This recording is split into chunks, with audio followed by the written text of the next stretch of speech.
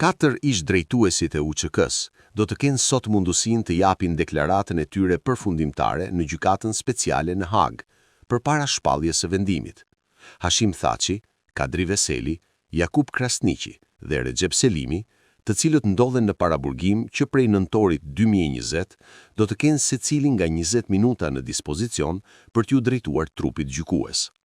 Ndaj tyre janë ngritur akuza për krime lufte dhe krime kundër njerëzimit, ndërsa prokuroria speciale ka kërkuar në total 180 vite burg.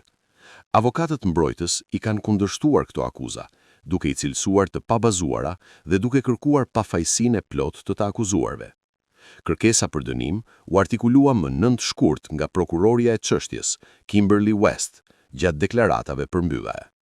Ajo sqaroi se zyra e prokurorit të specializuar kërkon nga 25 vite burg për secilin prej të akuzuarve, çka përkthehet në 180 vite në total. Sipas saj, akuzat përfshin vrasjen e rreth 100 personave dhe torturimin e qindra të tjerëve në afro 50 qendra ndalimi, duke theksuar se këto janë krime të rënda që nuk e humbasin peshën me kalimin e kohës. Prokuroria pretendon se çështja lidhet me përpjekjen e 4 të akuzuarve për të konsoliduar kontrollin në Kosovë gjatë luftës, duke vepruar ndaj personave që konsideroheshin kundërshtar apo bashkëpunëtor të forcave serbe. Të pandehurit akuzohen për ndalim të paligjshëm, trajtim mizor, torturë, vrasje të paligjshme, si dhe për burgosje, zhdukje me forcë dhe përndjekje si krime kundër njerëzimit.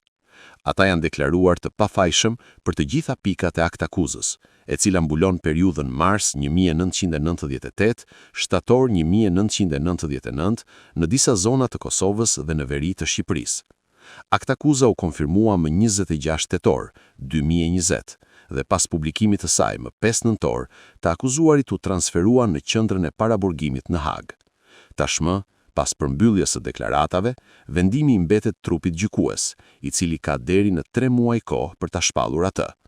Ndërkohë, kjo fazë e procesit përkon me 18 vjetorin e pavarësisë së Kosovës, që u shënua me festime, por edhe me një protestë masive në Prishtinë nën moton drejtësi jo politik, ku morën pjesë edhe përfaqësues të lartë nga Kosova, Shqipëria dhe Maqedonia e Veriut.